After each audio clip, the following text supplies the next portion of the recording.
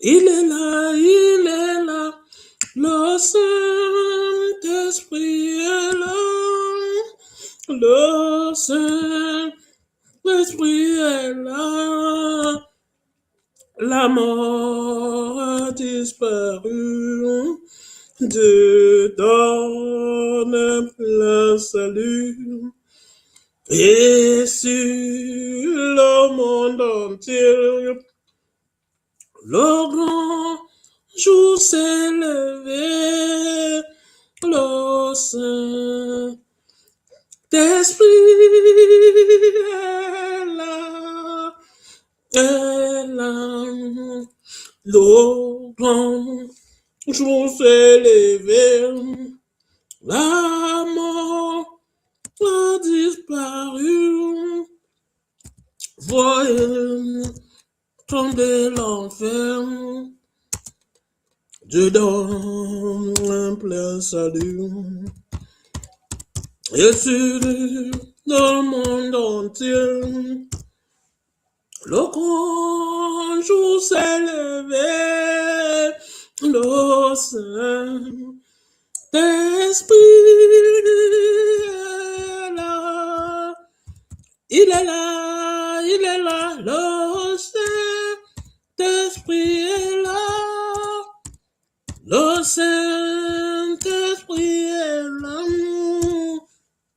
La mort a disparu. Dieu donne un plein salut. Et sur le monde entier, le grand jour s'est levé. Le Saint-Esprit est là. Le grand jour s'est levé. Dieu nous a visité. Voici les temps nouveaux. Chantons gloire à l'agneau. Nous recevons du Christ ce qu'il avait promis. Le Saint-Esprit est là, il est là, il est là. Le Saint-Esprit est là. Le Saint-Esprit est là. La mort a disparu. Dieu donne un plein salut. Et sur le monde entier, le grand jour s'est levé. Le Saint-Esprit est là. L'obscurité s'enfuit, la lumière a jailli, chassé des cœurs troublés, toute incrédulité, car Christ est le roi des rois. Répand l'esprit de foi, le Saint-Esprit est là. Il est là, il est là, le Saint-Esprit est là. Le Saint-Esprit est là. La mort a disparu. Dieu donne un plein salut.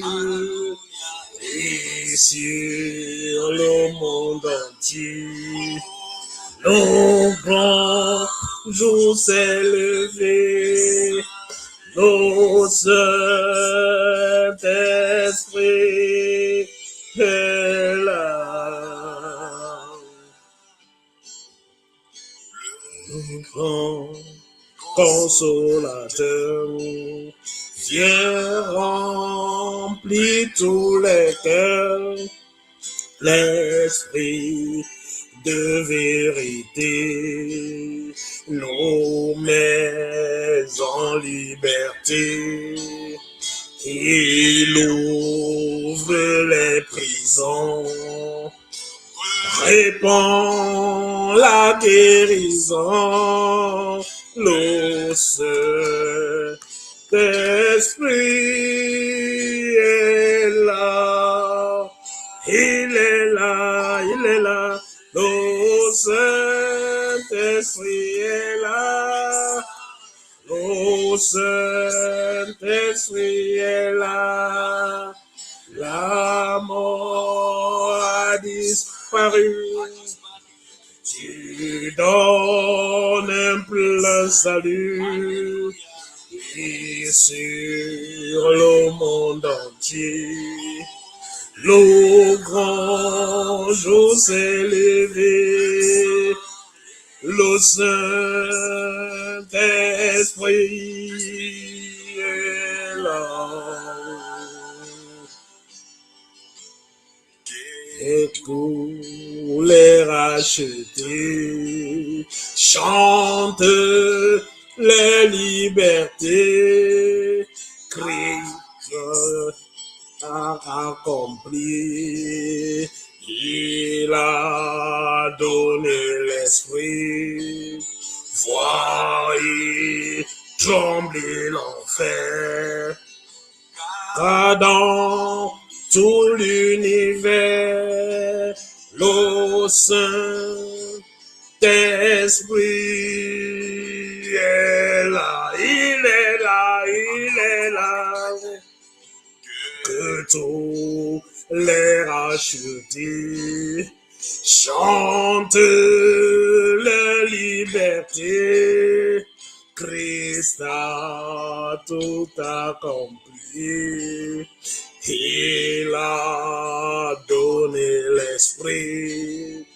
Voyez trembler l'enfer. Car dans tout l'univers, le Saint-Esprit est là. Il est là, il est là. Le Saint-Esprit est là. Le Saint-Esprit est là. La mort a disparu. Dieu donne un plein salut. Et sur le monde entier, le grand jour s'est levé. Le Saint-Esprit est là. Béni peuple de Dieu, le grand jour s'est levé.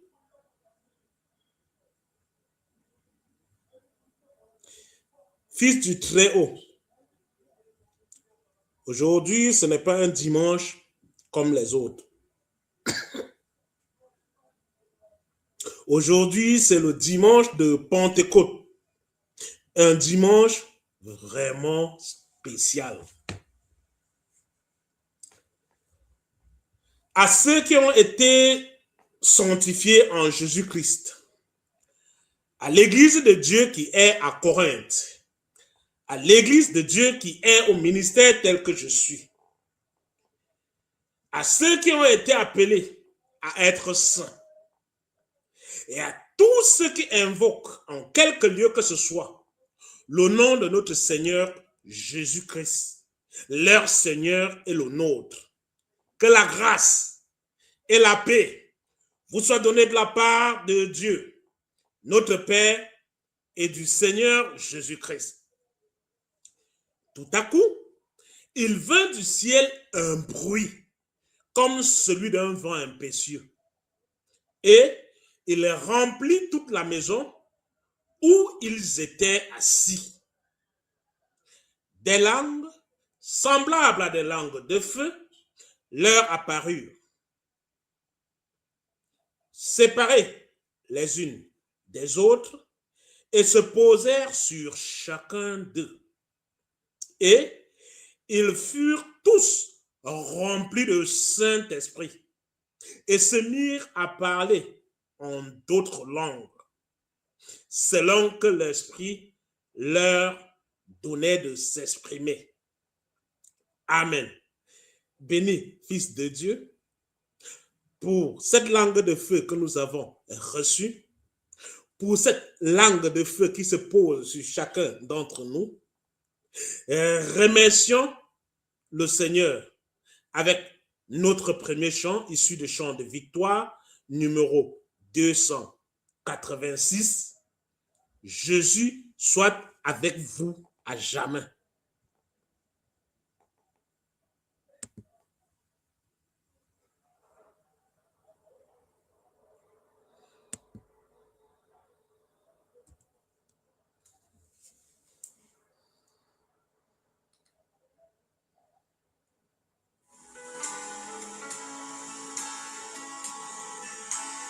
Jésus soit avec vous à jamais, vous guidant avec sagesse, vous entourant de tendresse, vous remplissant toujours de sa paix. Avec vous, toujours avec vous. Oui, qu'il soit tous les jours avec vous. Avec vous, toujours avec vous. Jusqu'au jour du dernier rendez-vous.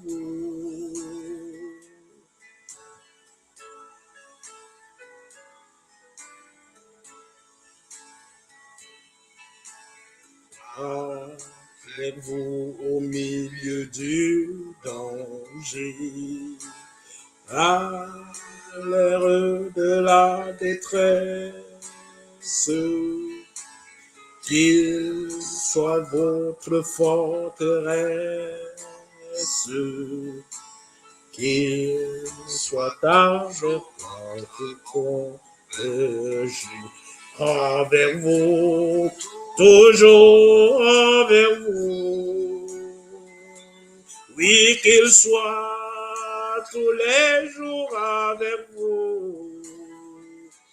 Avec vous, toujours avec vous.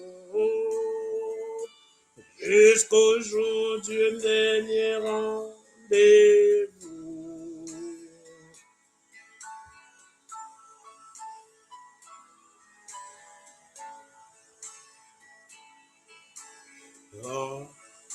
Avec vous quand votre ciel est bleu, quand au jour de la tempête, que son cœur soit la retraite, où vous retrouvez la paix de Dieu. Avec vous, toujours avec vous. Oui, qu'il soit le joie avec vous. Avec vous, toujours avec vous. Jusqu'au jour du dernier rendez-vous.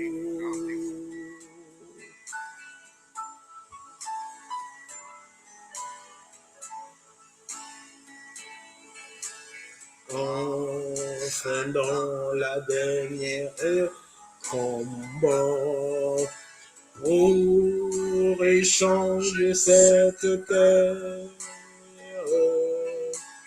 contre la maison du Père, que Jésus vous porte dans ses bras. Avec vous, toujours avec vous. qu'il soit tous les jours avec vous, toujours avec vous, jusqu'au jour du dernier rendez-vous. Béni peuple de Dieu, que Jésus soit toujours avec vous, qu'il soit avec vous jusqu'au jour du tout dernier rendez-vous. Oui, que Jésus ne nous abandonne pas. Que Jésus soit toujours notre maître. Qu'il nous dévance dans tout ce que nous ferons. Qu'il nous dévance dans toutes nos décisions. Qu'il nous dévance dans toutes nos prises de position. Oui, que Jésus soit toujours avec vous. Bien-aimés, les lionceaux éprouvent la disette et la faim. Mais ceux qui cherchent l'Éternel ne sont privés d'aucun bien. Bien-aimés dans le Seigneur, je vais vous inviter à invoquer avec insistance l'Éternel en lisant avec moi le psaume 104.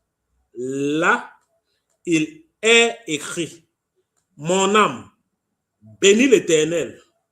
Éternel mon Dieu, tu es infiniment grand. Tu es revêtu d'éclat et de magnificence. Il s'enveloppe de lumière comme d'un manteau. Il étend les cieux comme un pavillon. Il forme avec les eaux le fait de sa demeure. Il prend les nuées pour son char. Il s'avance sur les ailes du vent. Il fait des vents ses messagers, des flammes de feu ses serviteurs. Il a établi la terre sur ses fondements. Elle ne sera jamais ébranlée. Tu l'avais couverte de l'abîme comme d'un vêtement. Les eaux s'arrêtaient sur les montagnes. Elles ont fui devant ta menace. Elles se sont précipitées à la voix de ton tonnerre. Des montagnes se sont élevées. Des vallées se sont abaissées au lieu que tu leur avais fixé. Tu as posé une limite que les eaux ne doivent point franchir, afin qu'elles ne reviennent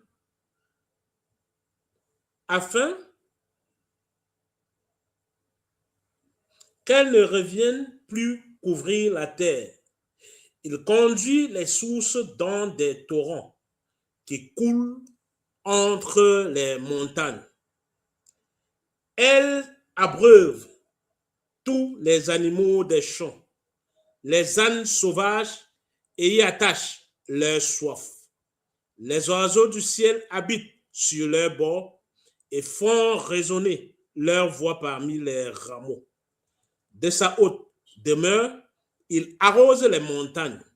La terre est rassasiée du fruit de tes œuvres. Il fait germer l'herbe pour le bétail et les plantes pour les besoins de l'homme, afin que la terre produise de la nourriture. Le vin qui réjouit le cœur de l'homme et fait plus que l'huile resplendir son visage, et le pain qui soutient le cœur de l'homme.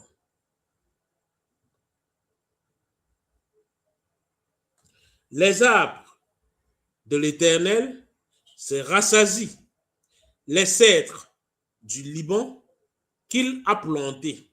C'est là que les oiseaux font leur nid. La cigogne a sa demeure dans des cyprès. Les montagnes élevées sont pour des boucs sauvages. Les rochers servent de retraite aux démons. Il a fait la lune pour marquer les temps. Le soleil sait quand il doit se coucher. Tu amènes les ténèbres et il est nuit. Alors, tous les animaux des forêts sont en mouvement. Les lionceaux rugissent après la proie et demandent à Dieu leur nourriture. Le soleil se lève, ils se retirent et se couchent dans leur tanière. L'homme sort pour se rendre à son ouvrage et à son travail jusqu'au soir. Que tes œuvres sont en grand nombre, ô Éternel. Tu les as toutes faites avec sagesse.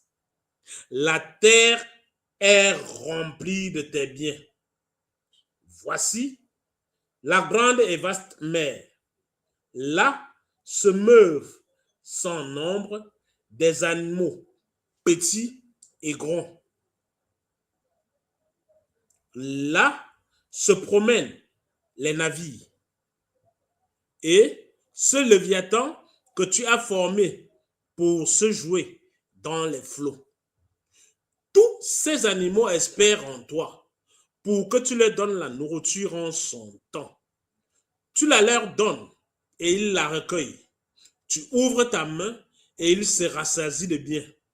Tu caches ta face, ils sont tremblants.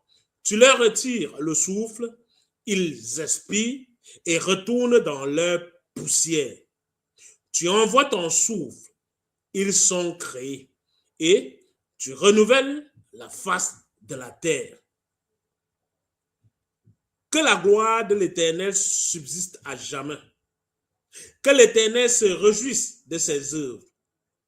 Il regarde la terre et elle tremble.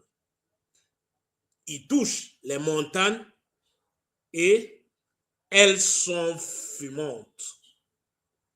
Je chanterai l'Éternel tant que je vivrai.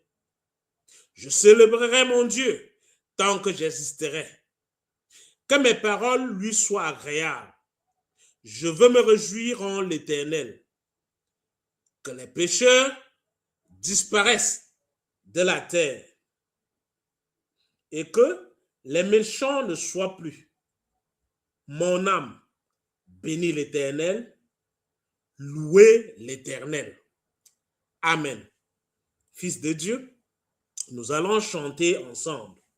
La majorité des chants d'aujourd'hui sont issus de chants de victoire, car c'est un jour de très grande victoire. Donc, de chants de victoire numéro 145, nous allons chanter ensemble « Reste avec nous, Seigneur ».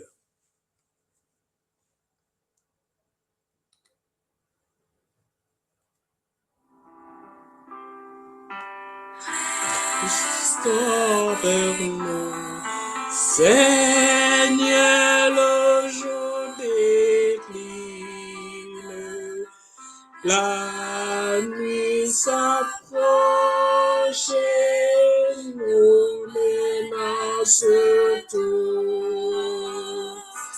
Nous implorons ta présence divine. Reste avec nous, Seigneur, reste avec nous. En toi nos cœurs, ton salut est le maître. En toi notre âme a trouvé son époux. À ta lumière, elle se sent naître. Reste avec nous, Seigneur, reste avec nous. Lève un bonheur de ce monde infidèle, n'enfante rien que regret ou dégoût. Nous avons soif d'une joie éternelle. Reste avec nous, Seigneur, reste avec nous. Dans nos combats, si ta main nous délaisse, Satan vainqueur nous maîtrise de ses coups. Que ta puissance arme notre faiblesse. Reste avec nous, Seigneur, reste avec nous. Sous son regard, la joie est sainte et bonne. Et de ton cœur, les pleurs même sont doux. Soit que ta main nous frappe, nous couronne. Reste avec nous, Seigneur, reste avec nous. Seigneur Jésus, ne nous abandonne pas. Reste avec nous, ô Saint-Père céleste. Si ce n'est à toi, à qui d'autre irions-nous, Seigneur? Toi, tu as parole de vérité. Yahweh, toi, tu demandes et la chose est. Toi, tu invoques et immédiatement la chose naît. Bien-aimés dans le Seigneur, préparons-nous à la confession de nos péchés. Moi, je vous baptise d'eau pour vous amener à la repentance. Mais celui qui vient après moi est plus puissant que moi, et je ne suis pas digne de porter ses souliers. Lui, il vous baptisera du Saint-Esprit et de feu. Bien-aimé, présente ton cœur à l'Éternel ton Dieu. Présente tes manquements au Seigneur Dieu Tout-Puissant. Présente tes désirs devant le Saint Trône.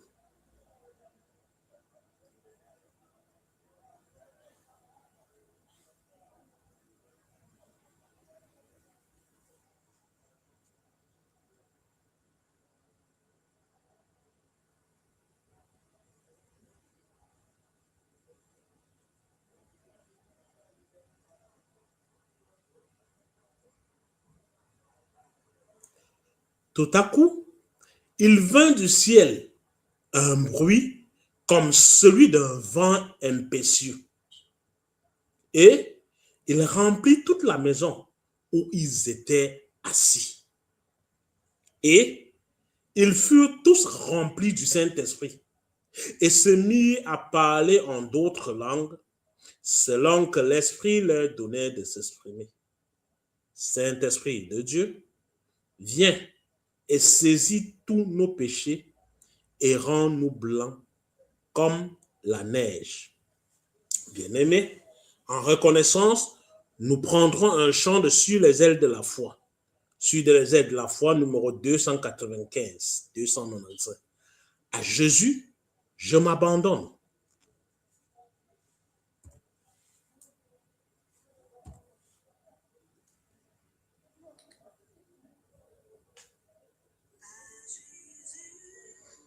Je m'abandonne, ce qu'il dit, je le crois, et je prends ce qu'il me donne, la couronne, avec la croix, oui, comptez celui de honneur. Tant que dure le combat, que l'on vive ou que l'on meure, comptez sur lui tout est là. Et si l'ennemi se montre, mon cœur n'en est point troublé. Avec Christ à sa rencontre, je puis aller sans trembler, oui, compter sur lui d'heure en heure. Tant que dure le combat, que l'on vit ou que l'on meurt, compter sur Christ tout est là. Suis-je vers la lumière, mon chant s'élève attendri. Pour ce chant, j'ai en prière, si l'horizon s'assombrit, oui, comptez. Ou qu'on me blâme, et demain comme aujourd'hui, je ne veux quoi qu'on réclame, jamais compter que sur lui, compter sur lui d'heure en heure, Jésus-Christ. Tant que dure le combat, que l'on vive ou que l'on meure, compter sur lui tout est là. Compter sur lui d'heure en heure. Tant que dure le combat, que l'on vive ou que l'on meure, compter sur Christ tout est là. Bien-aimé dans le Seigneur, que l'on vive ou que l'on meure, compter sur Christ. Oui, que ce soit dans l'allégresse, que ce soit dans la souffrance, tout est là. Compter sur Christ. La déclaration du pardon. Et l'Éternel dit, voici, ils forment un seul peuple et ont tous une même langue. Et c'est là ce qu'ils ont entrepris. Maintenant, rien ne les empêche de faire tout ce qu'ils auraient projeté.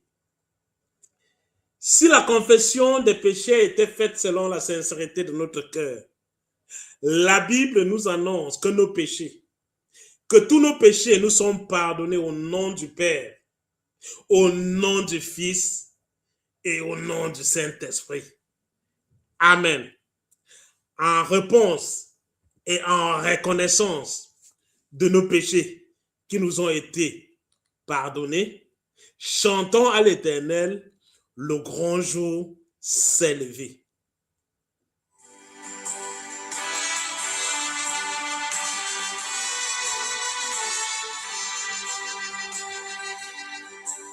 Le grand jour s'est levé, Dieu nous a visités. Voici des temps nouveaux, chantons gloire à l'agneau. Nous recevons de Christ ce qu'il avait promis. Le Saint-Esprit est là.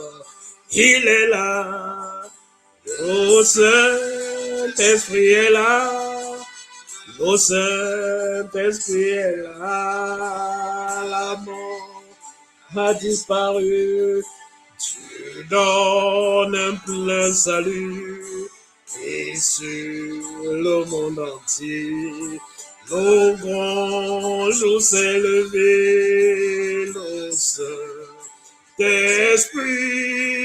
est là, est là.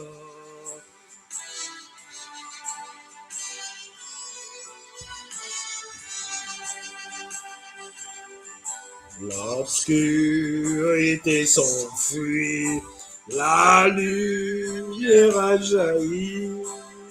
Chanson conduisez toute incrédulité, car Christ, le roi, répand l'esprit de joie, le Saint-Esprit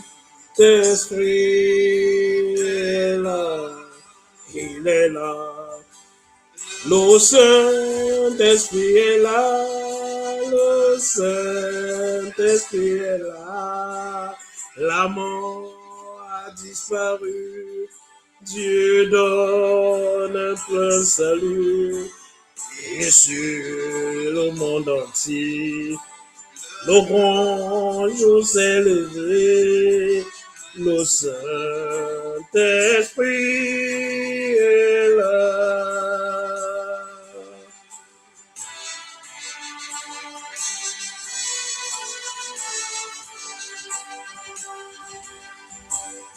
Le grand consolateur, il remplit tous les cœurs, l'esprit de vérité nous met en liberté.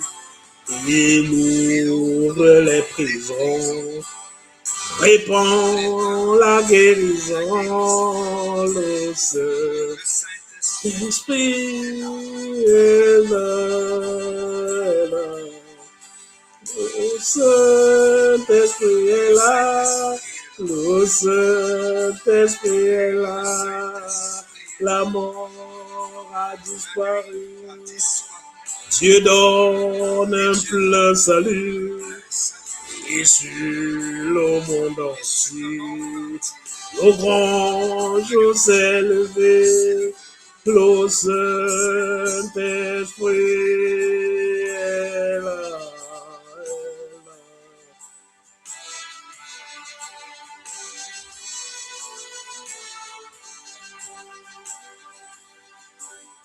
Que tous les rachetés chantent la liberté. Christ a tout accompli.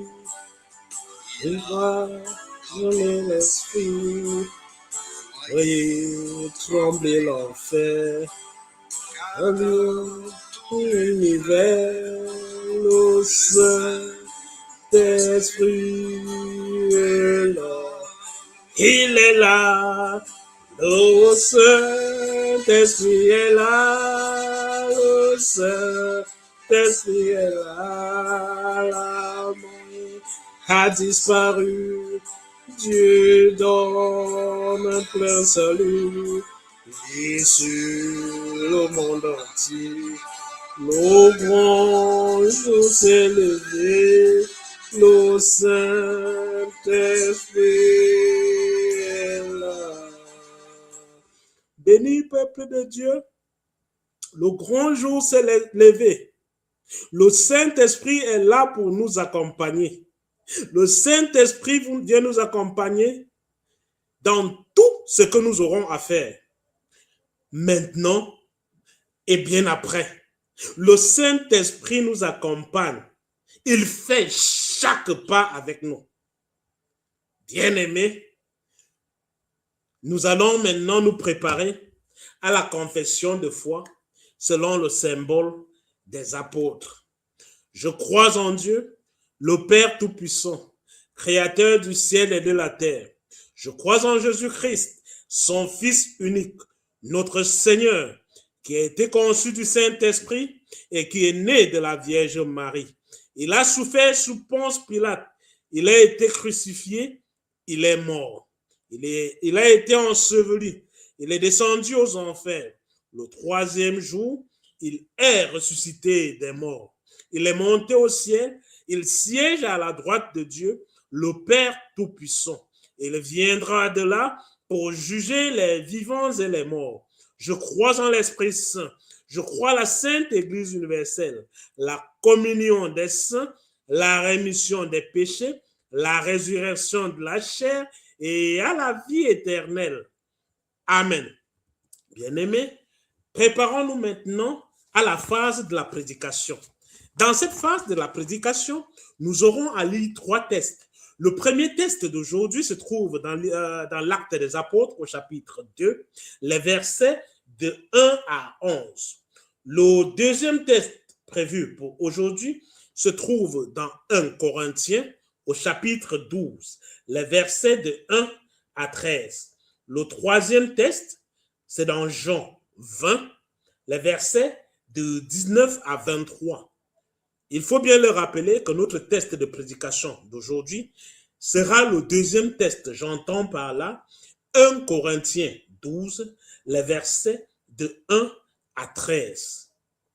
Ceci étant, bien-aimés dans le Seigneur, je vais vous inviter à vous installer afin que nous puissions passer aux lectures bibliques.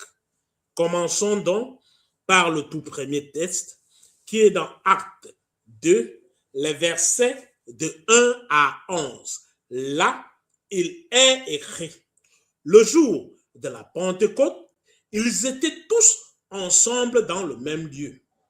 Tout à coup, il vint du ciel un bruit, comme celui d'un vent impétueux, et il remplit toute la maison où ils étaient assis. Des langues semblables à des langues de feu leur apparurent, séparées les unes des autres, et se posèrent sur chacun d'eux. Et ils furent tous remplis du Saint-Esprit et se mirent à parler en d'autres langues, selon que l'Esprit leur donnait de s'exprimer. Or, il y avait en séjour à Jérusalem des Juifs, hommes pieux de toutes les nations qui sont sous le ciel. Au bruit qui eut lieu, la multitude accourut et elle fut confondue parce que chacun les entendait parler dans sa propre langue. Ils étaient tous dans l'étonnement et la surprise, et ils se disaient les uns aux autres, voici, ces gens qui parlent ne sont-ils pas tous galiléens? Et comment les entendons-nous dans notre propre langue à chacun, dans notre langue maternelle? Parthes, Mèdes, Élamites, ceux qui habitent la Mésopotamie, la Judée, la Cappadoce, le Pont, l'Asie, la Phrygie, la Pamphylie, l'Égypte, le territoire de la Libye voisine de Cyrène, et ceux qui sont venus de Rome, juifs et prosélytes, crétois et arabes, comment les entendons-nous parler dans nos langues des merveilles de Dieu? Parole du Seigneur. Bénéfice du Très-Haut. Le deuxième test, qui sera notre test de prédication, se trouve dans 1 Corinthiens 12, les versets de 1 à 13. Là, il est écrit, pour ce qui concerne les dons spirituels, je ne veux pas, frères, que vous soyez dans l'ignorance. Vous savez que lorsque vous étiez païens, vous vous laissiez entraîner vers les idoles muettes, selon que vous étiez conduits. C'est pourquoi je vous déclare que nul, s'il parle par l'Esprit de Dieu, ne dit Jésus est anathème, et que nul ne peut dire Jésus est le Seigneur si ce n'est pas le Saint-Esprit. Il y a diversité de dons, mais le même esprit. Diversité de ministères, mais le même Seigneur. Diversité d'opérations, mais le même Dieu qui opère tout en tous. Or, à chacun, la manifestation de l'esprit est donnée pour l'utilité commune. En effet, À l'un est donné par l'Esprit une parole de sagesse, à un autre une parole de connaissance, selon le même Esprit. À un autre, la foi, par le même Esprit. À un autre, le don des guérisons, par le même Esprit. À un autre, le don d'opérer les miracles. À un autre, la prophétie. À un autre, le discernement des esprits. À un autre, la diversité des langues. À un autre, l'interprétation des langues. Un seul et même esprit opère dans toutes ces choses, les distribuant en chacun en particulier comme il veut. Car, comme le corps est un et a plusieurs membres, et comme tous les membres du corps, malgré leur nombre, ne forment qu'un seul corps, ainsi en est-il de Christ. Nous avons tous, en effet, été baptisés dans un seul esprit, pour former un seul corps, soit juif, soit grec, soit esclave, soit libre. Et nous avons tous été abreuvés d'un seul esprit. Parole du Seigneur. Notre troisième test d'aujourd'hui se trouve dans Jean au chapitre 20, les versets de 19 à 23. Là, il est écrit: le soir de ce jour, qui était le premier de la semaine, les portes du lieu où se trouvaient les disciples étaient fermées à cause de la crainte qu'ils avaient des Juifs. Jésus vint, se présenta au milieu d'eux et leur dit: la paix soit avec vous. Et quand il eut dit cela, il leur montra ses mains et son côté. Les disciples furent dans la joie en voyant le Seigneur. Jésus leur dit de nouveau: la paix soit avec vous. Comme le Père m'a envoyé, moi aussi, je vous envoie. Après ces paroles, il souffla sur eux et leur dit: recevez le Saint-Esprit. Ceux à qui vous pardonnerez les péchés, ils leur seront pardonnés. Et ceux à qui vous les retiendrez, ils leur seront retenus. Parole du Seigneur. Béni du Très-Haut, je vous invite à prier avec moi. Éternel Dieu Tout-Puissant, Dieu de gloire, Dieu de miséricorde, nous ne sommes que des pauvres êtres humains. Père, rempli d'incertitude, Yahvé, viens et agis en chacun d'entre nous. Envoie tes anges ouvrir nos intelligences. Envoie tes anges camper autour de nos cœurs. Père, qu'à la fin de cette prédication, il en reste quelque chose au creuset du cœur de tout un chacun d'entre nous. Béni soit l'Éternel, béni soit le Saint-Esprit. Amen. Digne fils de Dieu, nous allons entrer dans la phase de la prédication. Si vous êtes prêts, veuillez vous installer, ça va bientôt partir. Bien-aimés, chacun des tests d'aujourd'hui pourrait être le test de prédication. Chaque test est fourni, chaque test est riche, chaque test est assez riche pour pouvoir en être l'objet de la prédication. Chaque verset de chaque test d'aujourd'hui pourrait nous entraîner en un enseignement. Bien-aimés, puisqu'il n'y a pas de cela longtemps, nous avons eu à prêcher sur le Jean 20, les versets de 1 à 11. Nous ne reprenons pas aujourd'hui ce test comme test de prédication. Par contre, nous prenons comme test de prédication 1 Corinthiens 12, les versets de 1 à 13. Fils de Dieu, depuis que la philosophie matérialiste a envahi l'Occident, Les valeurs des Européens ont fortement changé. Ce changement envahit progressivement le monde, puisque la grande majorité des gens croient que le matérialisme est l'ultime réalité. Selon la foi chrétienne, l'action de Dieu sur la terre se fait par l'intermédiaire du Saint-Esprit. Bien-aimés, dans ce chapitre 12 de l'épître de Paul, Paul écrit à l'église de Corinthe. Il développe l'un des ministères particuliers de l'Esprit divin.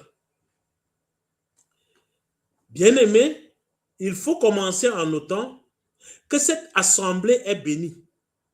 Pourquoi est-ce que cette assemblée est bénie? Parce que ses membres ont reçu beaucoup de dons spirituels, dont bien ils en abusent. C'est d'ailleurs leur conduite très peu chrétienne qui a engendré des divisions, des procès les uns contre les autres, l'inceste, la débauche, des tenues vestimentaires provocantes, la gloutonnerie, ça veut dire manger comme un glouton, l'ivrognerie dans les repas fraternels, la méprise des pauvres et une attitude générale d'irrévérence envers le Seigneur lui-même. Bien-aimé, quand on se sent riche, quand les poches sont pleines, quand on est nanti, l'arrogance. L'arrogance des Corinthiens qui exploitent le principe de la liberté chrétienne pour leur propre compte. Se révèle également dans l'exercice des dons de l'esprit. Exercice des dons de l'esprit qui se manifeste en exhibition spirituelle désordonnée.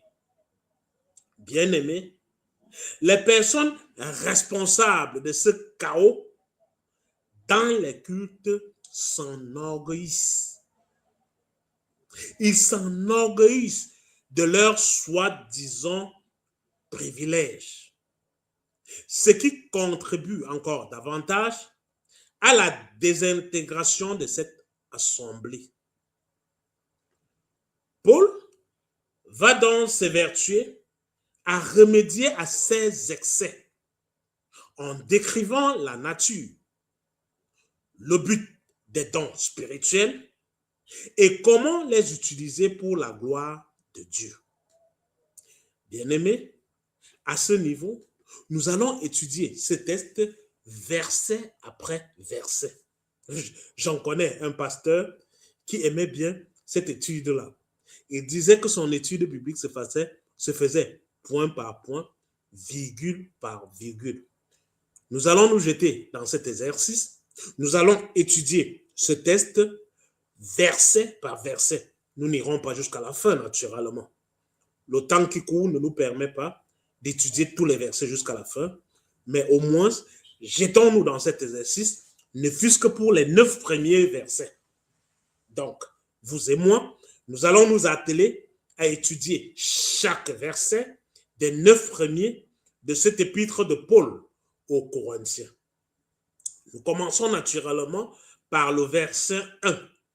Là, il est écrit, pour ce qui concerne les dons spirituels, je ne veux pas, frères, que vous soyez dans l'ignorance. Les Corinthiens décrivent certaines de leurs pratiques pendant le culte comme des manifestations de l'esprit. Partant de ce concept, Paul l'élargit et l'étend à l'assemblée des dons spirituels, l'étend à l'ensemble, d'autant pour moi, des dons spirituels dont il va parler pendant 3 chapitres. Donc, Paul prend 3 chapitres pour parler de ces dons spirituels.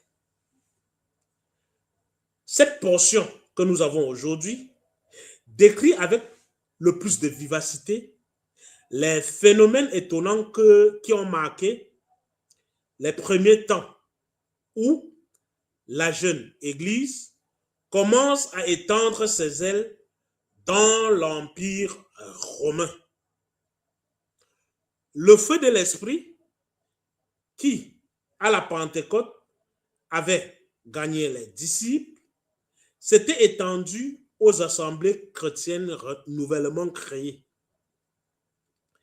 Ces miracles produits par le don de l'Esprit continuaient jusqu'à la fin du IIIe siècle environ. Comme à Corinthe, les relents du paganisme sont encore bien présents. Il se produit un mélange d'idolâtrie et de dons divins qui fait que l'exercice des dons spirituels est accompagné de nombreux abus, particulièrement avec le don des langues, auquel les Corinthiens attachent une grande valeur à cause de son éclat d'abord. Dans un premier temps, Paul enseigne que malgré leur diversité, les dons sont des manifestations de l'Esprit de Dieu et qu'ils concourent tous au même but. Ensuite, il souligne que ce qui leur donne leur vraie valeur est l'amour du prochain. Enfin, il pose les principes qui doivent gouverner le don des langues. Bien-aimés, ceci nous porte au verset 2. Là, il est écrit, vous savez que lorsque vous étiez païens, vous vous laissiez entraîner vers des idoles muettes, selon que vous étiez conduits. Fils de Dieu, la majorité des Corinthiens étant d'origine païenne, ils ont vénéré des fausses divinités qui en elles-mêmes ne sont rien, mais derrière lesquelles se cachent des démons qui asservissent leurs adorateurs. Bien-aimés, le fait n'était pas les idoles en soi et pour soi. Le fait était les esprits qui agissaient derrière les idoles.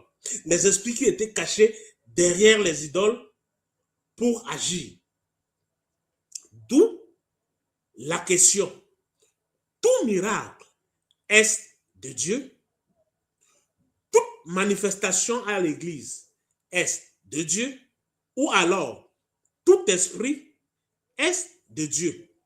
Bénéfice de Dieu, je ne me lasserai jamais de prononcer 1 Jean 4 au verset 1, où il est écrit, bien-aimés, n'ajoutez pas foi à tout esprit, mais éprouvez les esprits pour savoir s'ils sont de Dieu.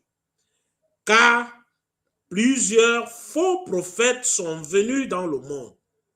Bien-aimés, ceci étant, nous passons au verset 3 où il est écrit, c'est pourquoi je vous déclare que nul, s'il parle par l'Esprit de Dieu, ne dit Jésus est anathème, et que nul ne peut dire Jésus est le Seigneur, si ce n'est par le Saint-Esprit. Bien-aimés, la plupart des Corinthiens chrétiens sont encore bien faibles dans la foi, ce qui explique leur attitude mondaine, une certaine arrogance et leur incompréhension de la place du corps dans le salut. Mais le plus grave est la présence de faux prophètes parmi les responsables de l'Assemblée, qui profitent de l'immaturité spirituelle des croyants authentiques. En effet, ces derniers ne sont pas capables de faire la distinction entre les faux et les vrais chrétiens. Paul leur donne donc un test simple qui consiste sur l'identité de Christ. Ici, le message des faux prophètes est Jésus est anathème, c'est-à-dire qu'il nie que le Fils de Dieu ait eu un corps de chair et de sang, comme vous et moi. Cette croyance erronée fait partie de ce qui sera plus tard la philosophie gnostique. Au milieu du 1er siècle, cette philosophie commence déjà à se reprendre, à se répandre. Cherchons à comprendre cette philosophie. Bien-aimés, pour les gnostiques, tout ce qui est matière et charnel appartient au mal. Jésus de Nazareth n'est qu'un simple homme auquel un esprit supérieur appelé le Christ s'est uni au moment de son baptême pour l'abandonner avant sa passion. La première hérésie chrétienne qui vit le jour fut de nier l'humanité du Christ. Selon ce point de vue, l'homme Jésus n'est donc plus ni le Seigneur, ni Sauveur, ni objet de la foi. Le test que Paul propose aux Corinthiens consiste à vérifier si quelqu'un croit vraiment que celui qui règne maintenant dans les cieux comme Seigneur est le même que Jésus de Nazareth, l'agneau de Dieu qui a souffert sur la croix. Tel est l'enseignement de Paul, mais aussi de tous les apôtres. Vous, le croyez-vous? À la Pentecôte, Pierre a terminé sa prédication en disant: voici donc ce que tout le peuple d'Israël doit savoir, avec une entière certitude. Dieu a fait Seigneur et Messie ce Jésus que vous aviez crucifié. Là, c'est Acte 2, le verset 36. Et Jean écrit dans l'Apocalypse. C'est dans Apocalypse 17 au verset 14. Ils feront la guerre à l'agneau, mais celui-ci les vaincra. Car il est le Seigneur des agneaux et le roi des rois. Bénéfice de Dieu, ils peuvent bien s'engager à la guerre contre l'agneau. Mais c'est une guerre perdue à l'avance, nous dit Jean dans l'Apocalypse. Car il est le Seigneur des seigneurs et il est le roi des rois. Les Corinthiens, qui connaissaient que Jésus est aussi le Seigneur, sont de véritables croyants, à condition que leur foi vienne du Saint-Esprit. À condition que leur foi vienne du Saint-Esprit. À condition que leur foi vienne du Saint-Esprit. Car il existe une forme de croyance qui peut tromper.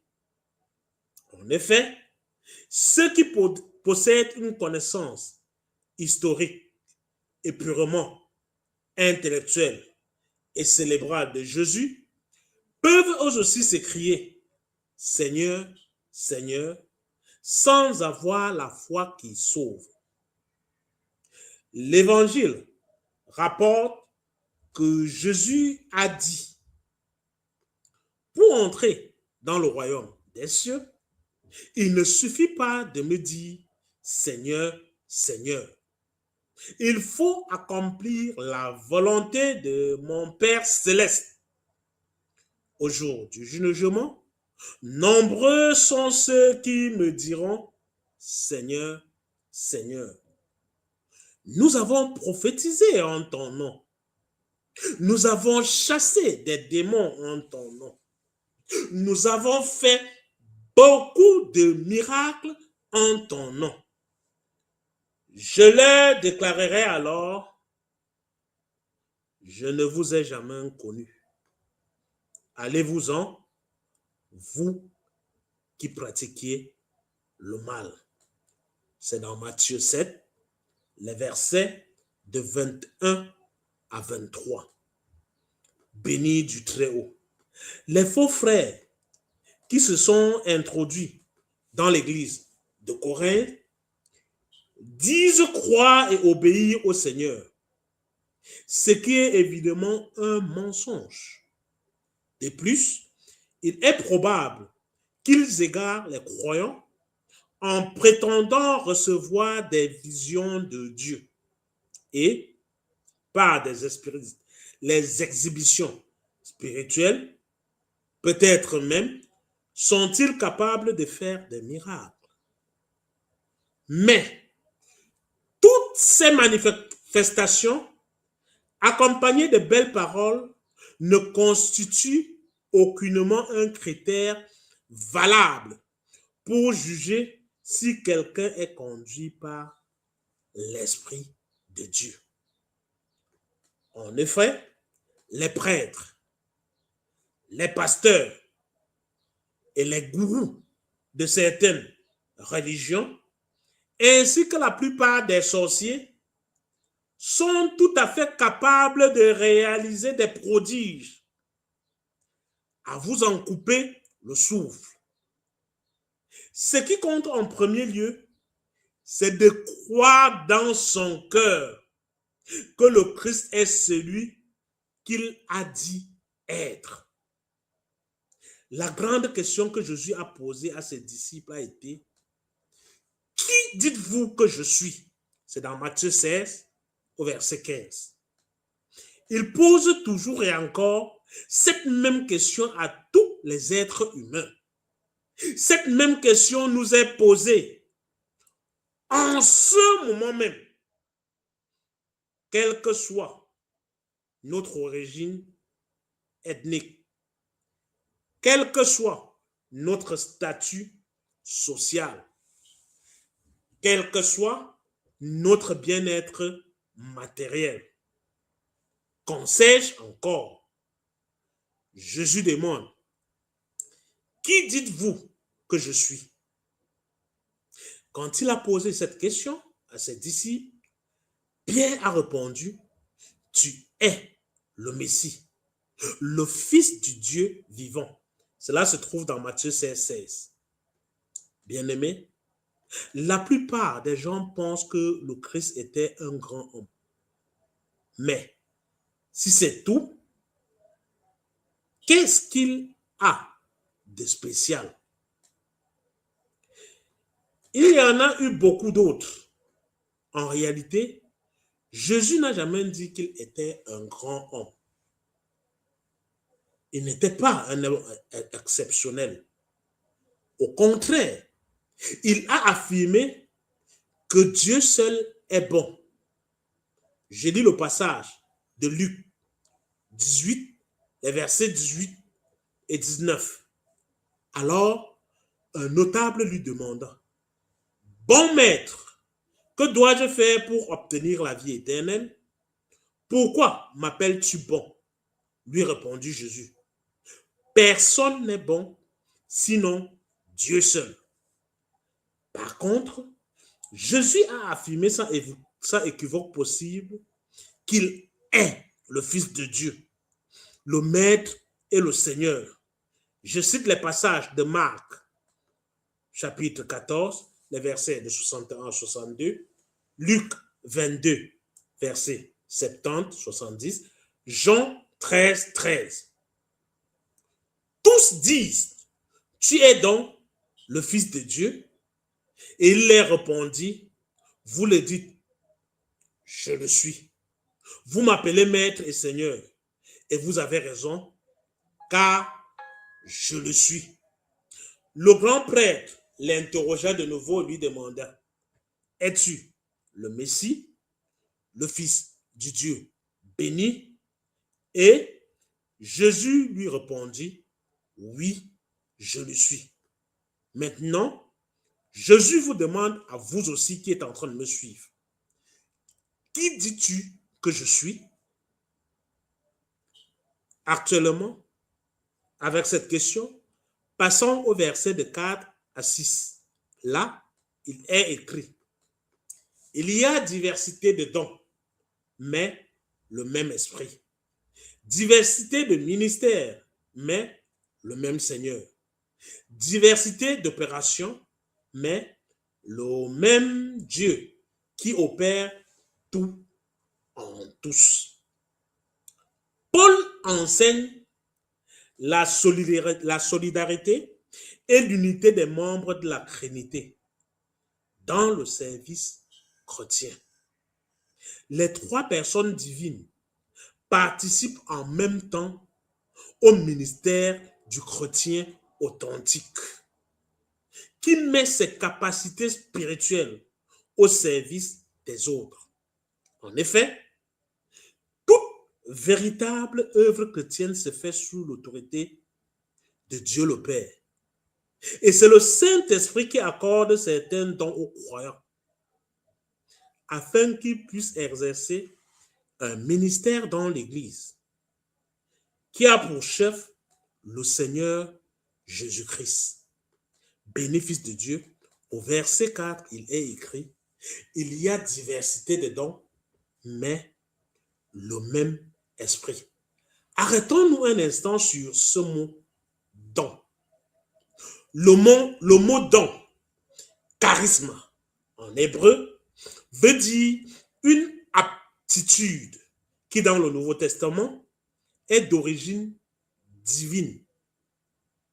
C'est la possibilité d'assumer une certaine fonction ou une capacité de servir dans un domaine particulier. Ce don doit s'exercer dans un cadre précis qui est de servir les intérêts des frères. Ce charisme peut aussi être un talent naturel que le croyant utilise pour servir son Seigneur. Ce qui ressort du texte est que chaque chrétien véritable a au moins un don, une habilité, un savoir-faire qu'il tient de Dieu pour servir son prochain. Or, l'Église de Corinthe est divisée à cause de la rivalité qui règne entre certains de ses membres, qui s'enorgueillissent ou se jalousent au sujet des dons. Pourtant, loin d'être des signes de spiritualité dont on peut se vanter, les compétences, qu'elles soient naturelles ou spirituelles, sont des manifestations de la grâce de Dieu. L'ensemble des croyants peut servir Dieu efficacement et de différentes façons grâce à la diversité des dons qu'ils ont reçus.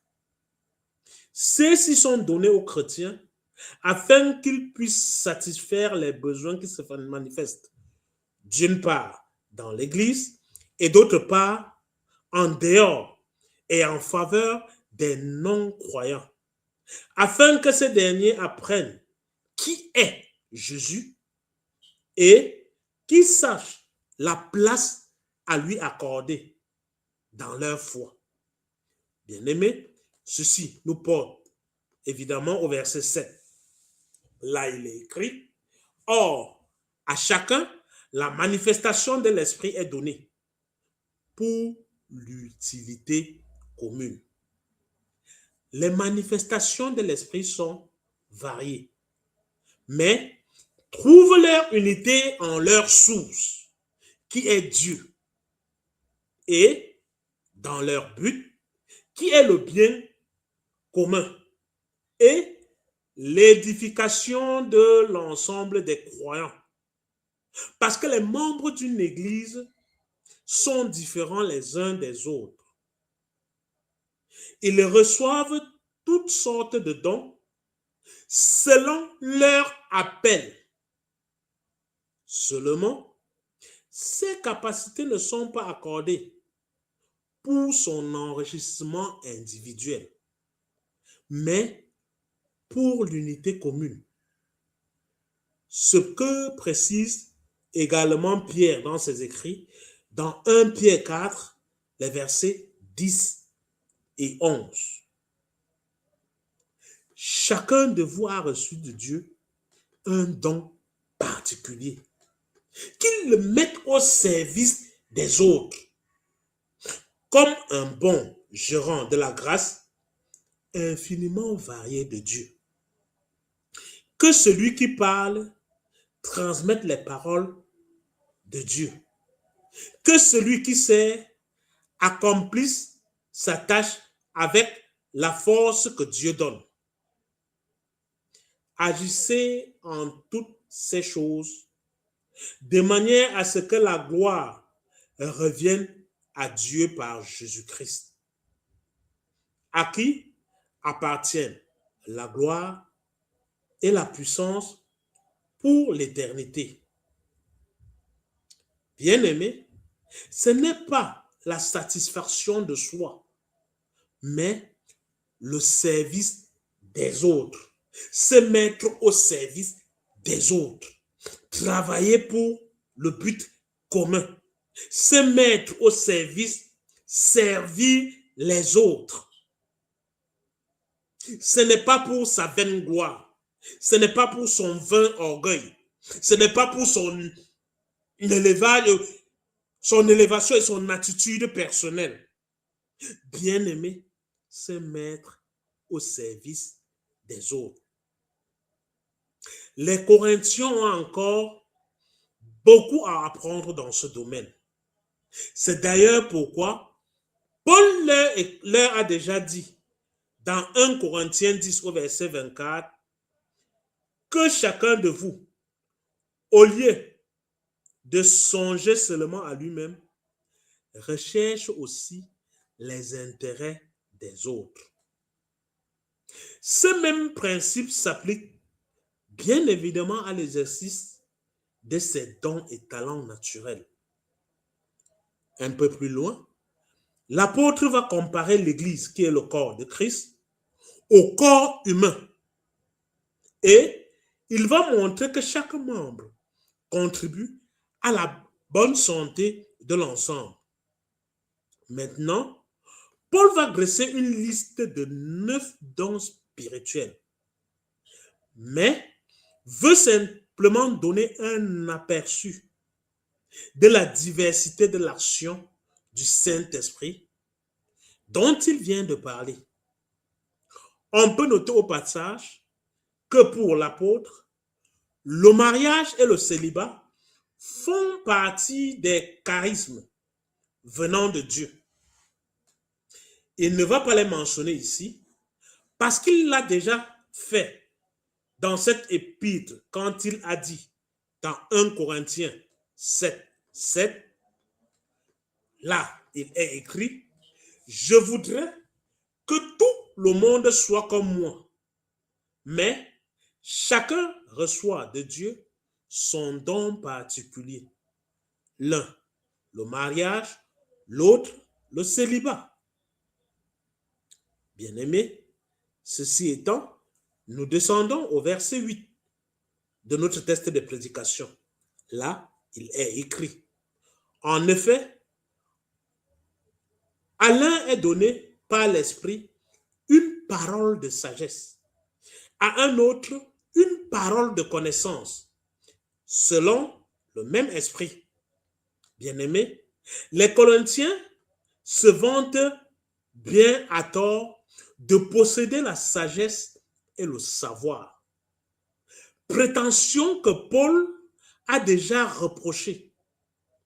Je rappelle ici le passage de 1 Corinthiens 3, 18 ou alors de 1 Corinthiens 8 au verset 1. Que personne ne se fasse d'illusions sur ce point. Si quelqu'un parmi vous se croit sage selon les critères de ce monde, qu'il devienne fou afin de devenir véritablement sage. Bien-aimés, passons maintenant au problème des viandes provenant d'animaux sacrifiés et aux idoles. Nous possédons tous la connaissance voulue. Dites-vous, mais cette connaissance rend orgueilleux. Selon l'enseignement des Écritures, le sage est celui qui est doté d'une perspicacité spirituelle. Il comprend le lien entre les réalités terrestres et célestes. La connaissance s'est appliquée dans sa vie de tous les jours, les vérités d'ordre spirituel et obéit à la volonté de Dieu. Manifestement, Paul a ces deux dons qui fonctionnent souvent ensemble. Par contre, les Corinthiens ne possèdent ni l'un ni l'autre, car ils se laissent mener par le bout du nez par des faux frères. Bien-aimés, faisons donc attention de ne pas être comme ce peuple de Corinthe, nous laisser traîner par n'importe qui, nous laisser traîner par des faux frères. Par ailleurs, ils sont loin, bien loin de mener une vie digne de ceux qui se disent disciples du Christ. Aujourd'hui, et malgré la technologie de pointe, la majorité des scientifiques sont autant bornés que les Corinthiens. Parce qu'ils refusent de reconnaître l'empreinte du Créateur dans leur découverte. Concernant par exemple l'origine de l'homme, il est établi, dit-on, que notre ancêtre était un animal qui au fil du temps a évolué à partir d'organismes primaires aux mêmes issues d'une soupe originelle.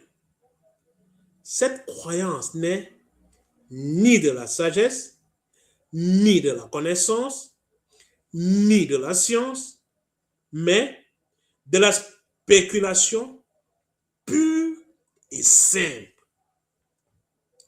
Bien-aimés, pour ce qui est des dons, Paul a déjà établi qu'ils ont tous leur source en Dieu, ainsi qu'un même but.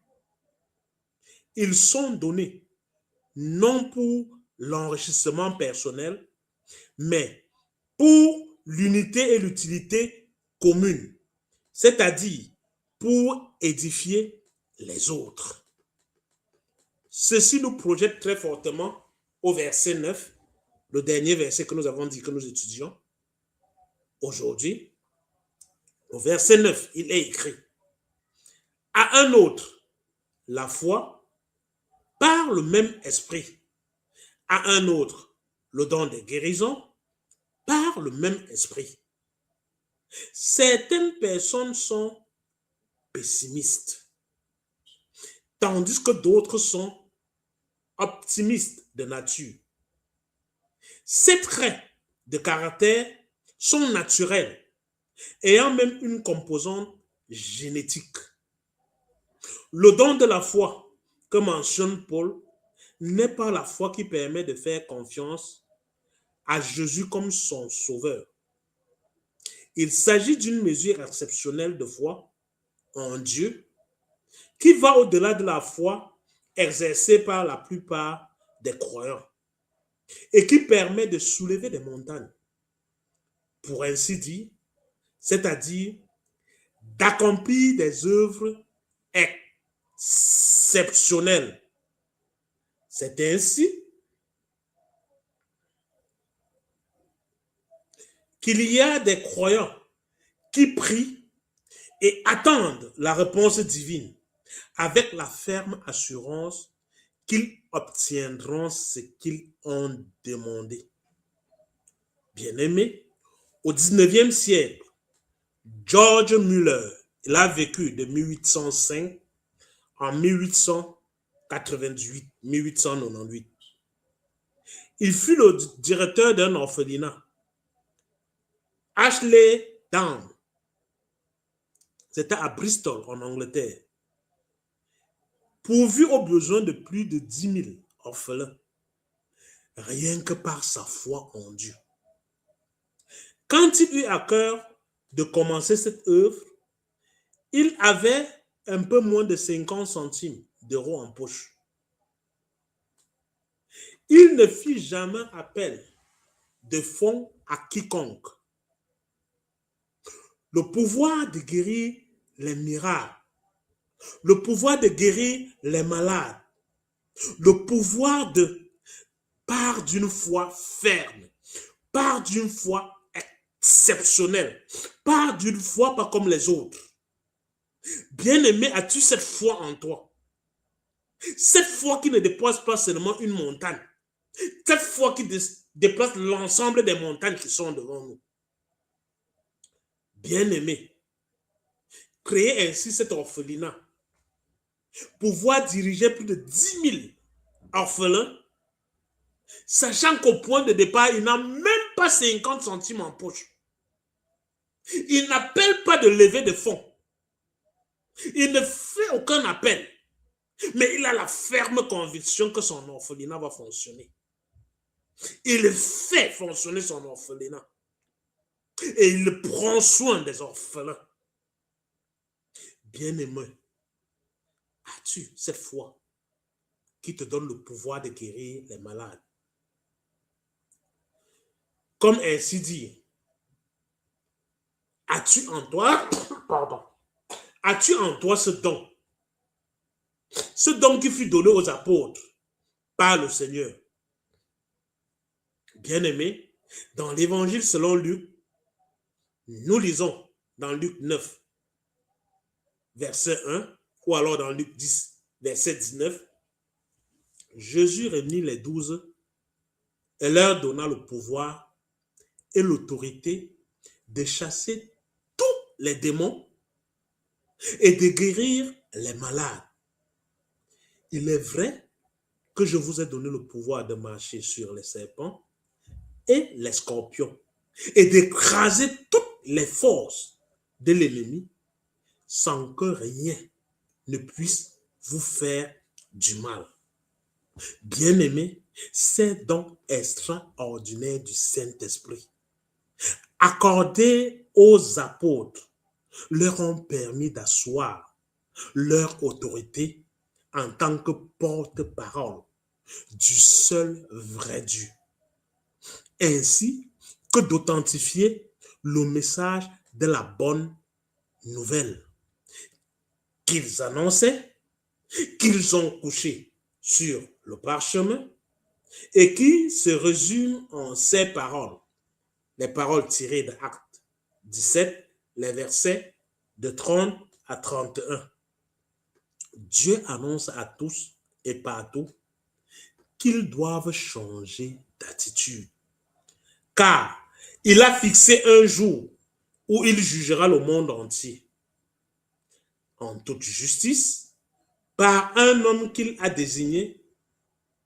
Pour cela, ce dont il a donné à tous une preuve certaine en le ressuscitant d'entre les morts. Voici, aujourd'hui, jour de la Pentecôte, c'est le jour des dons naturels ou surnaturels des esprits. Qu'en feras-tu du tien? Qu'en feras-tu de ton esprit? Que celui qui a des oreilles pour entendre, entend ce que dit l'esprit. Amen.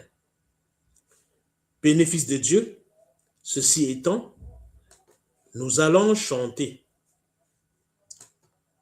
afin d'accompagner la prédication que nous avons suivie. Ne dit-on pas, chanter, c'est prier 2 fois. Nous allons chanter, viens en cette heure.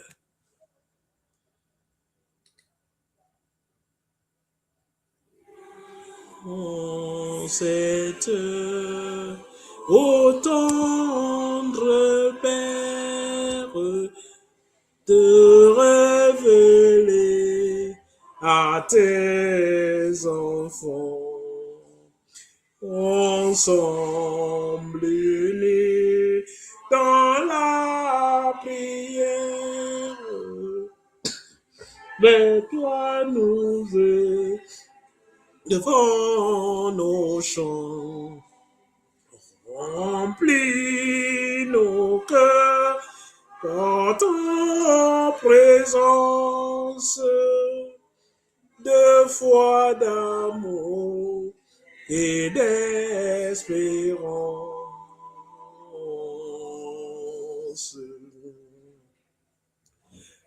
Permets, Seigneur, qu'à ta voix sainte, nos cœurs se rangent sous ta loi, vivant toujours selon ta crainte, conduit et soutenu par toi. Remplis nos cœurs par ta présence de foi, d'amour et d'espérance. Viens nous parler de ton royaume, où nous appelle ton amour, et pour livrer nos luttes d'âme, arme nos bras jour après jour, remplis nos cœurs par ta présence de foi, d'amour et d'espérance. Viens à cette heure, ô Père, viens en cette heure.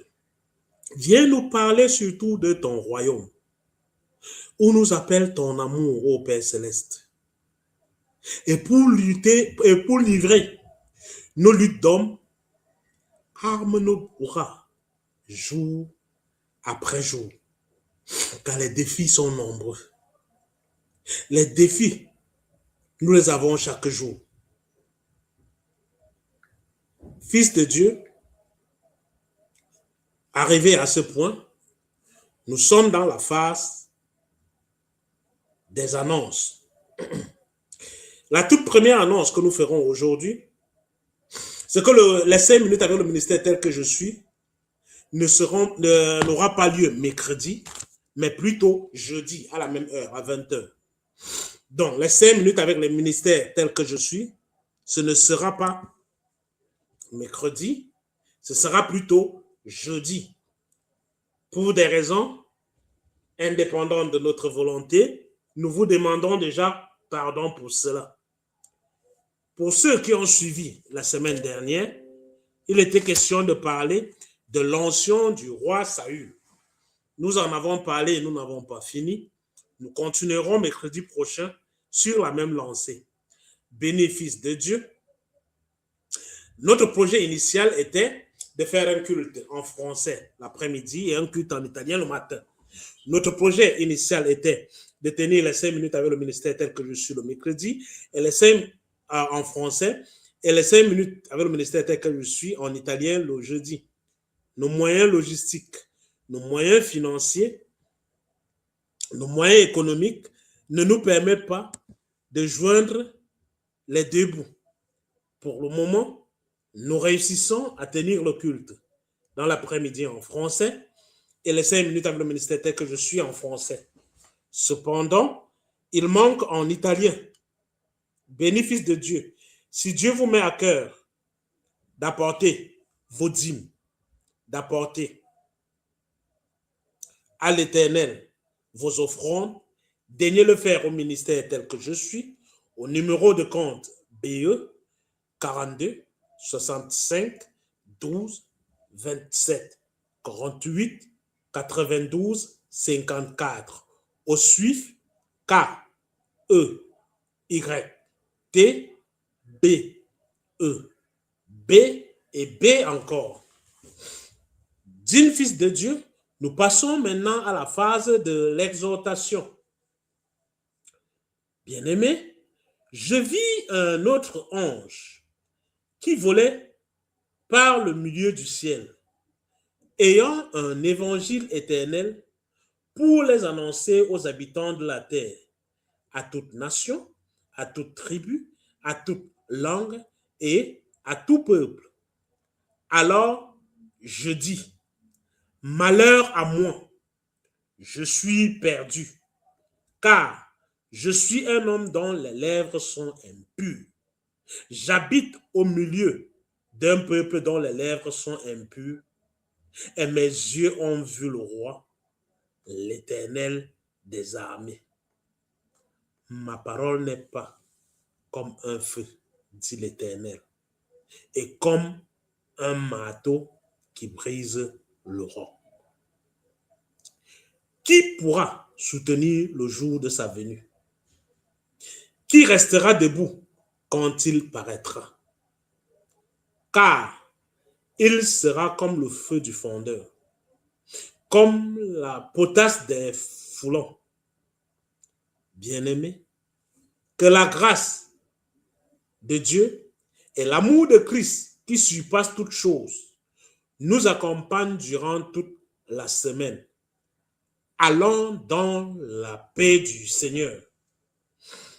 Bénéfice de Dieu, nous allons chanter un dernier chant, comme pour la route, issu naturellement de chant de victoire, numéro 257. Je ne sais pas le jour. Moi vraiment, je ne sais pas le jour où je verrai mon roi.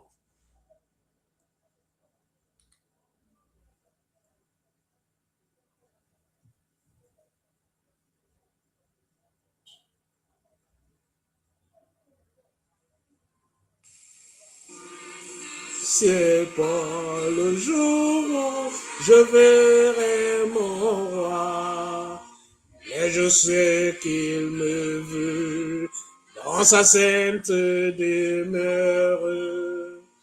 La lumière vaincra les ombres à cette heure. Ce sera la gloire pour moi. Ce sera la gloire pour moi. Ce sera la gloire pour moi. La lumière vaincra les ombres à cette terre. Ce sera la gloire pour moi.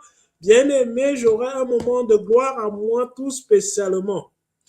Fils du Très-Haut, je vous aime. Je vous aime très fortement, mais rappelez-vous Christ vous aime davantage. On se dit bye bye et on prend rendez-vous dans les 5 minutes avec le ministère tel que je suis, jeudi au lieu de mercredi. Je vous aime très très fort et je vous dis malgré tout, bye bye, bye bye à tout le monde.